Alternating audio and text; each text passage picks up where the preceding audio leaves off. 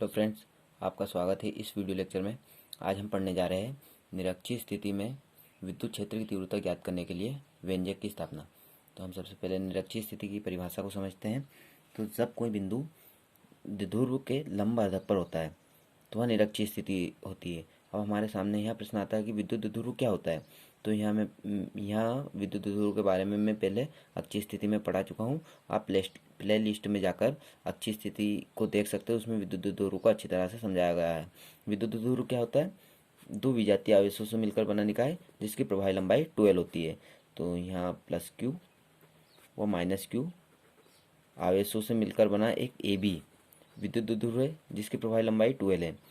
इसके मध्य बिंदु ओ से डी दूरी पर कोई बिंदु पी है जिस पर विद्युत क्षेत्र की तीव्रता हमें ज्ञात करना है। जब कोई बिंदु द्विध्रुव के लंबार्धक होता है तो यहाँ ए बी कोई विद्युत द्विध्रुव है, इसका लंबार्धक यहाँ ओ कोई पॉइंट है, इसके से डी दूरी पर कोई बिंदु पी है। तो यहाँ इसका लंबार्धक हो गया। जब कोई बिंदु द्विध्रुव के लंबार्धक पर होता है तो यहाँ कोई विद्युत द्विध्रुव है जिस पर यह पॉइंट पी है जो विद्युत द्विध्रुव के लंबार्धक पर है, तो वह निरक्षीय स्थिति में है। तो यहाँ निरक्षीय स्थिति में हम ए को पी से मिला देते हैं तब बी को भी पी से मिला देते हैं। अब यहाँ द्विध्रुव की लंबाई संपूर्ण लंबाई 12 होती है, तो हमने इसको दो पार्ट में डिवाइड कर दिया है। तो इसकी लंबाई एल हो जाएगी, इसकी लंबाई एल हो जाएगी। अब हमको ए पी की लंबाई चाहिए, ये दोनों लंबाई इक्वल रहेंगी तो हम ए पी की लंबाई निकाल लेते हैं। तो आप सभी को पता होगा कि कर्ण की लंबाई हम पाइथागोरस के प्रमेय से निकाल सकते हैं। आप सभी ने 10th में पढ़ा होगा। तो हम ए पी की लंबाई किस प्रकार निकाल सकते हैं? पाइथागोरस की प्रमेय क्या कहती है? कर्ण का वर्ग अन्य दो भुजाओं के वर्गों के योग के बराबर होता है। तो कर्ण का वर्ग यानी ए पी का वर्ग, यहाँ पर हम लिख देते हैं त्रिभुज ए पी ओ में पाइथागोरस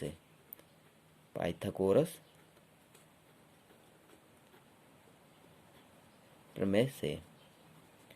तो यहाँ ए पी का वर्ग इज इक्वल टू आधार का वर्ग। तो आधार की लंबाई क्या है? एल है, क्योंकि हम ए पी ओ त्रिभुज में निकाल रहे हैं। तो यहाँ पे एल लंबाई इसकी आधार की लंबाई है प्लस इसकी हाइट ऊंचाई कितनी है? डी, तो उसका वर्ग। अन्य दो भुजाओं को पाइथागोरस की प्रमेय क्या कहती है? कर्ण का वर्ग अन्य दो भुजाओं के वर्गों के योग के बराबर होता है, वर्गों के योग के बराबर होता है। तो हमें ए पी स्क्वायर की वैल्यू मिल गई है, हम ए पी की निकाल लेते हैं। ए पी की दोनों तरफ का हम वर्गमूल लेंगे, दोनों तरफ का वर्गमूल लेंगे तो इस पर अंडर रूट चढ़ जाएगा। तो यहाँ पे L square plus D square, तो इसकी लंबाई क्या आ गई? यहाँ पे हम लिख लेते हैं L square plus D square. अब हम सबसे पहले प्लस क्यू आवेश के कारण बिंदु पी पर तीव्रता निकालते हैं। तो हमने विद्युत क्षेत्र की तीव्रता के लिए पहले वीडियो बना दिया है, आप प्ले लिस्ट में जाकर उसको देख सकते हैं। विद्युत क्षेत्र की तीव्रता का फॉर्मूला क्या होता है? E is equal to 1/4πε0 Q upon R square, वहाँ पे जो वैल्यू दे रहती है उसका स्क्वायर होता है। तो हम प्लस क्यू आवेश के कारण बिंदु पी पर विद्युत क्षेत्र की तीव्रता निकालते हैं। तो E1 हम इसे E1 मान लेते हैं, 1/4πε0 प्लस क्यू आवेश के कारण निकाल रहे हैं। और इसके बीच की लंबाई कितनी है? यहाँ पे स्क्वायर है और इसका रूट है, तो इसके बीच की लंबाई क्या है? Under root L square plus D square. तो और यहाँ पे विद्युत क्षेत्र की तीव्रता में लंबाई का स्क्वायर होता है, तो हम इसका स्क्वायर कर देंगे तो इससे स्क्वायर से रूट कट जाएगा। तो हमारे पास क्या आ जाएगा?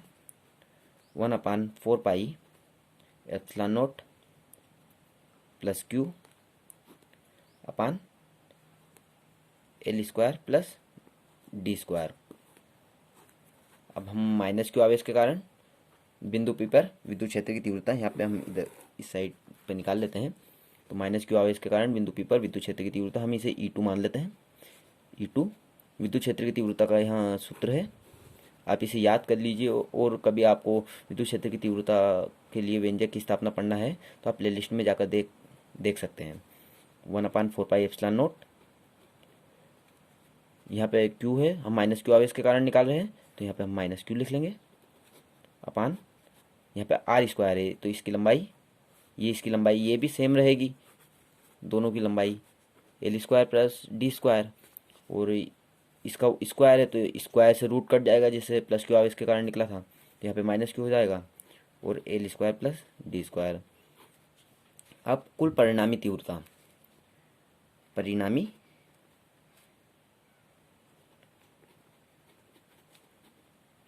तीव्रता द्विध्रुव के कारण बिंदु P पर परिणामी तीव्रता यानी निरक्षीय स्थिति में विद्युत क्षेत्र की तीव्रता ज्ञात करने के लिए व्यंजक की स्थापना कर रहे हैं हम। तो विद्युत द्विध्रुव, संपूर्ण द्विध्रुव के कारण बिंदु P पर विद्युत क्षेत्र की तीव्रता निकालने के लिए एक फॉर्मूला होता है, यहाँ आपको याद करना होगा, E is equal to 2E1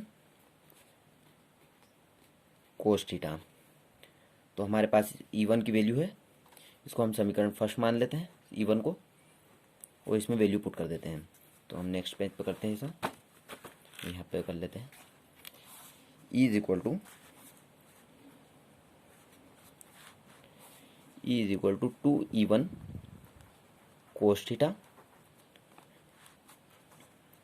E is equal to 2E1 की वैल्यू क्या है, 1/4 पाई एप्सिलॉन नॉट